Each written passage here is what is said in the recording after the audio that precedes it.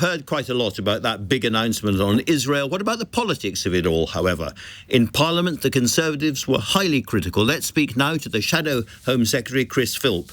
Did you feel that the Foreign Secretary's language was too much? It was strong, but a lot of people would agree with it. Well, I think there is a humanitarian crisis that does need to be addressed. And the fact that I heard the UN Under-Secretary General this morning saying that there were, babies in Gaza who needed that food. And if the UN Under-Secretary General is saying that, I'll take that at face value. And that aid categorically should be allowed in. Of course, at the same time, it's important to say that Hamas should release those hostages. I think 58's still there, been there for, a very long period of time. It's right that Hamas are removed from Gaza because they're persecuting the people in Gaza as well as committing atrocities. But let's be clear, that food should get in, particularly where civilians, including babies, are at immediate risk.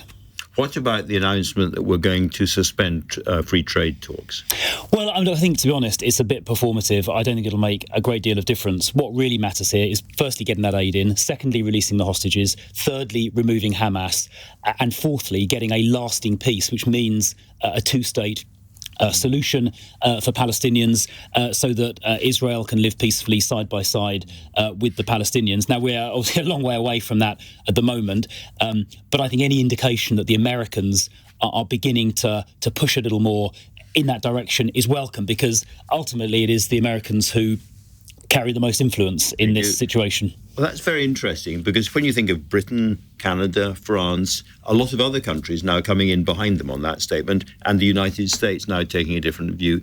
Is this the moment, do you think, where Israel is just going to have to change direction? Well, I think that is possible. And I think when it comes to letting the aid in, that is the most immediate issue. And the UN Under-Secretary General said that he, the UN, and his colleagues had mechanisms to make sure that did get to civilians and didn't end up getting expropriated by Hamas, which is one of the concerns you hear expressed. But it needs to go beyond just that. That's the immediate crisis.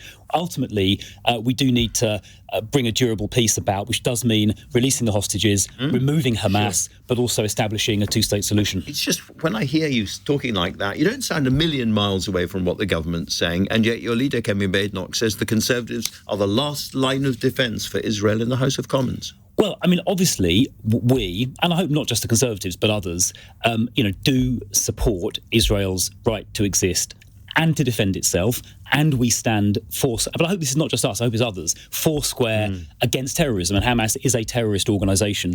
And that's why I've said, I think 3 times now, that Hamas need to be removed, eradicated from Gaza, and those hostages need to be released. And I suppose there are some people who may disagree with that, but I feel that quite strongly.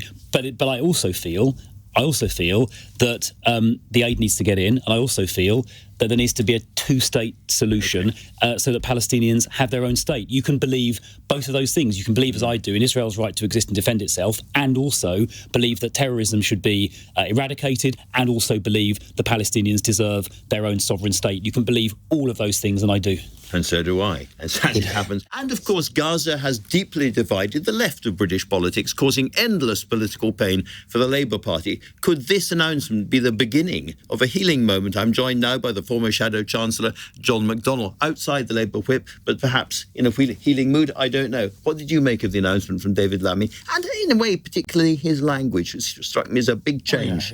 He expressed the anger that is within Parliament itself. And I think not just on the Labour Party side, a number of Tories are actually expressing their anger as well about what's going on. So he got the tone of it right, certainly.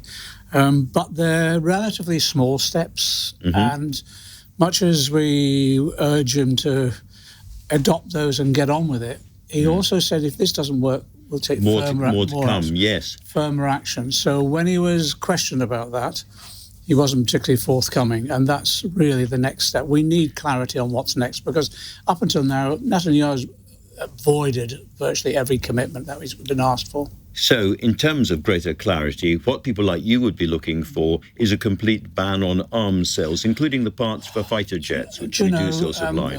He moved on the trade negotiations today. That, to a certain extent, that's fine. He moved a bit on sanctions, that's fine. But on the arms sales, when questioned in detail, with evidence available, he would not budge. And this is about the supply of materials that will enable the aeroplanes to keep flying and keep bombing. He didn't shift on that, and there was real regret I think, not just on the Labour side, but parts of the House, other parts of the House as well. One of the things that interested me is that quite a lot of the statement and quite a lot of the paperwork from the Foreign Office isn't about Gaza at all. It's about the West Bank, and it's sanctioning and naming a whole series of individuals and organisations who have promoted the illegal settlements in the West Bank. And that, again, struck me as a changed tone from the government. It's a huge development. Now, we've been raising this time and time again. It's not been ignored, but it's never really been addressed properly. But now I think there is a change in attitude to government. They realise that people want action now on the West Bank as well as with regard to Gaza. Do you know, I think this is a reaction to the public mood. It isn't just within the Labour Party. We've been campaigning. Those big demonstrations had an effect, I think the big demonstrations have had an effect, but you know, the sight of the suffering of children, I think, has turned the whole atmosphere itself.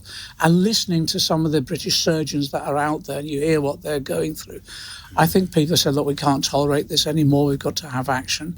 But the next issue will be, if Netanyahu doesn't budge in the next 48 hours, what then? And then one of the issues we're raising is that we've got a coalition of the willing now in terms of those other states that have come on board with regard to the statement.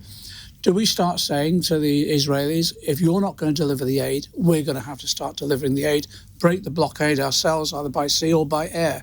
In that way, you put the agenda, you put the onus back on the Israelis then, and the Americans. And dare Israel to fire on British. Exactly. And I actually think if Netanyahu doesn't move, something more dramatic has to take place. Really, really interesting, John McDonnell. Thank you very much indeed for coming in and talking to us about that.